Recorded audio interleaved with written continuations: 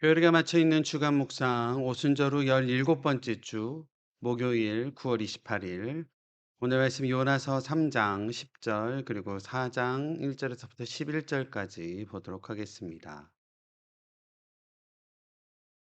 하나님이 그들이 행한 것 곧 그 악한 길에서 돌이켜 떠난 것을 보시고 하나님이 뜻을 돌이키사 그들에게 내리라고 말씀하신 재앙을 내리지 아니하시니라. 요나가 매우 싫어하고 성내며 여호와께 기도하여 이르되 여호와여 내가 고국에 있을 때에 이러하겠다고 말씀하지 아니하셨나이까. 그러므로 내가 빨리 다시스로 도망하여 싸우니 주께서는 은혜로우시며 자비로우시며 노하기를 더디하시며 인애가 크시사 뜻을 돌이켜 재앙을 내리지 아니하시는 하나님이신 줄 내가 알았음이니이다. 여호와여 원하건대 이제 내 생명을 거두어 가소서. 사는 것보다 죽는 것이 내게 나음이니이다 하니 여호와께서 이르시되 내가 성내는 것이 옳으냐 하시니라. 요나가 성읍에서 나가서 그 성읍 동쪽에 앉아 거기서 자기를 위하여 초막을 짓고 그 성읍에 무슨 일이 일어나는가를 보려고 그 그늘 아래에 앉았더라. 하나님 여호와께서 박넝쿨을 예비하사 요나를 가리게 하셨으니 이는 그의 머리를 위하여 그늘이 지게 하며 그의 괴로움을 면하게 하려 하심이었더라. 요나가 박넝쿨로 말미암아 크게 기뻐하였더니 하나님이 벌레를 예비하사 이튿날 새벽에 그 박넝쿨을 갉아먹게 하심에 시드니라. 해가 뜰 때에 하나님이 뜨거운 동풍을 예비하셨고 해는 요나의 머리에 쬐임에 요나가 혼미하여 스스로 죽기를 구하여 이르되 사는 것보다 죽는 것이 내게 나으니이다 하니라. 하나님이 요나에게 이르시되 내가 이 박넝쿨로 말미암아 성내는 것이 어찌 옳으냐 하시니 그가 대답하되 내가 성내어 죽기까지 할지라도 옳으니이다 하니라. 여호와께서 이르시되 내가 수고도 아니하고 재배도 아니하였고 하룻밤에 났다가 하룻밤에 말라버린 이 박넝쿨을 아꼈거든. 하물며 이 큰 성읍 니느웨에는 좌우를 분별하지 못하는 자가 12만 명이요 가축도 많이 있나니 내가 어찌 아끼지 아니하겠느냐 하시니라. 아멘.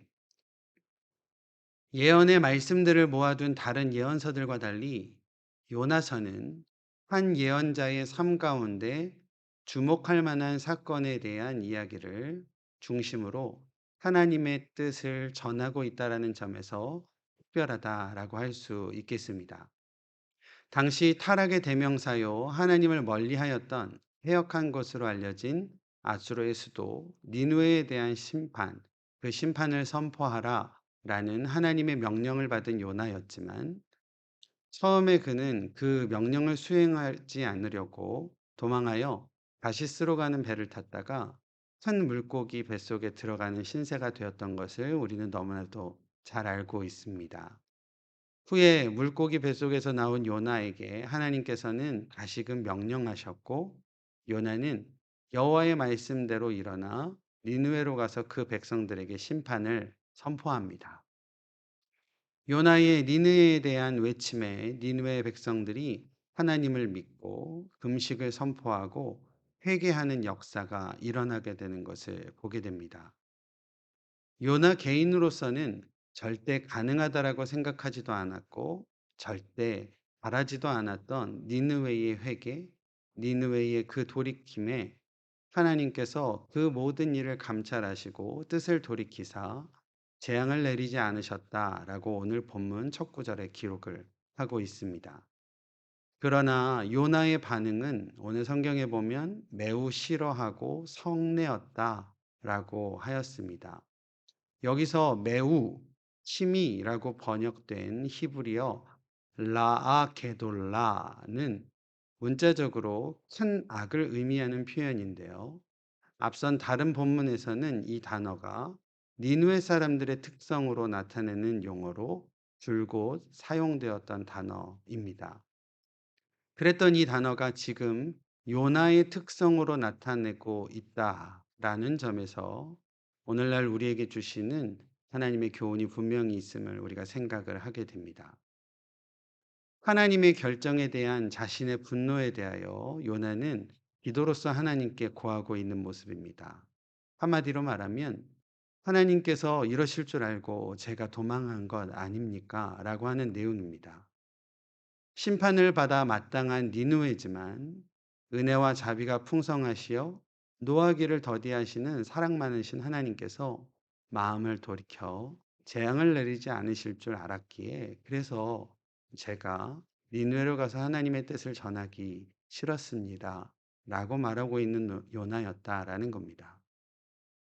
하나님의 뜻하심과 또 세상의 흐름의 이 괴리, 니느웨의 구원됨을 보며 생긴 이 괴리감에 요나는 마치 로뎀나무 밑에 엘리야처럼 자신의 생명을 거두어 달라라고 호소를 하고 있습니다. 불평과 분노를 표출하는 요나에게 하나님께서는 깨달음을 허락하여 주십니다. 뜨거운 태양빛을 가릴 그늘이 되어준 박넝쿨을 인해 크게 기뻐하는 자신의 모습을 보게 하셨고 또한 금세 벌레가 먹어 사라져버린 박넝쿨 그리고 다시 내리쬐는 태양빛에 죽는 게 낫겠다라고 다시 성내는 자신의 나약한 모습을 동시에 보게 하셨다라는 겁니다. 그리고 하나님께서 말씀하시는데요. 네가 직접 수고하지도 않고 기르지도 않은 박넝쿨로 인하여 이렇게 아끼는데 큰성 니느웨에 있는 수많은 어린 영혼들과 가축들 그것들을 내가 아끼지 아니하겠느냐라고 하나님께서 말씀하십니다. 우리의 관점에서는 아무런 가치도 없다라고 생각되어지는 것들에도 하나님께서는 큰 관심과 큰 사랑을 베풀고 계심을 기억하여 오늘이라는 우리에게 주어진 삶에서 하나님의 사랑으로 세상을 바라보고 하나님의 사랑으로 이웃을 품는 우리 위도스 모두 되어지시기를 주님의 이름으로 축원드립니다. 기도하겠습니다.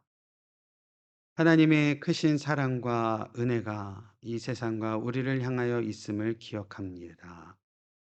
우리는 미처 알지 못하지만 하나님의 크고 놀라우신 사랑이 이 세상 만물 가운데에 향하여 있음을 기억하여 하나님께서 우리에게 보여주신 사랑, 그리스도를 통하여 우리에게 보여주신 사랑을, 그 사랑을 세상 가운데, 이웃 가운데에 열매 맺어 살아가는 저희들 될 수 있도록 인도하여 주시옵소서.